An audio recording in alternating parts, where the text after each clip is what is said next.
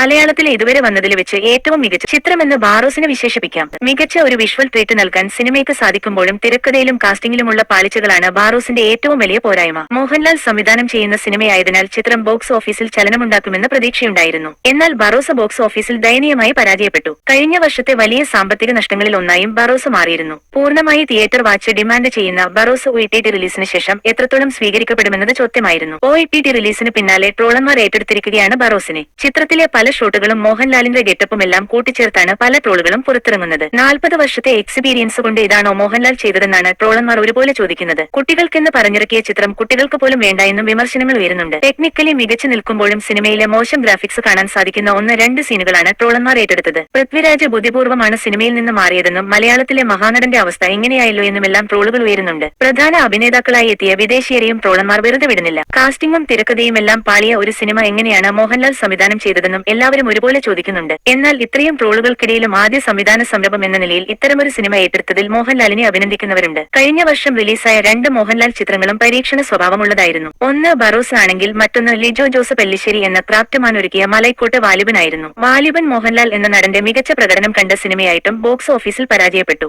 എന്നാൽ കഴിഞ്ഞ ദിവസം ഇറങ്ങിയ എമ്പുരാൻ എന്ന പൃഥ്വിരാജ് ചിത്രത്തിന്റെ ടീസർ വീണ്ടും മോഹൻലാലിന്റെ സ്റ്റാർഡത്തിലേക്ക് പ്രേക്ഷകരുടെ കണ്ണെത്തിക്കുന്നുണ്ട്. അതിഗംഭീരം വിഷ്വൽ ട്രീറ്റ് തന്നെയാണ് പൃഥ്വി ഒരുക്കിയിരിക്കുന്നതെന്ന് ടീസറിൽ നിന്ന് തന്നെ വ്യക്തമാണ്. തുടർ പരാജയങ്ങൾക്ക് ശേഷം ഒരു ഗംഭീര തിരിച്ചുവരവ് മോഹൻലാൽ അർഹിക്കുന്നുമുണ്ട്. ബറോസിന്റെ ട്രോളുകൾക്കിടയിലും എമ്പുരാന്റെ ടീസറിന് കിട്ടിയ വൻ വരവേൽപ്പ് സൂചിപ്പിക്കുന്നത് മോഹൻലാലിന്റെ തിരിച്ചുവരവ് തന്നെയാണ്. ബറോസോടെ മോഹൻലാലിന്റെ വനവാസം കഴിഞ്ഞു, ഇനി പട്ടാഭിഷേകമാണെന്നാണ് മോഹൻലാൽ ആരാധകർ പറയുന്നത്. തരുൺ മൂർത്തി, സത്യൻ അന്തിക്കാട് തുടങ്ങിയ മികച്ച സംവിധായകരുടെ സിനിമകൾ വരാനിരിക്കുമ്പോൾ മോഹൻലാൽ എന്ന താരവും നടനും ഒരുപോലെ ബോക്സ് ഓഫീസ് നിറക്കുമെന്നാണ് പ്രതീക്ഷ.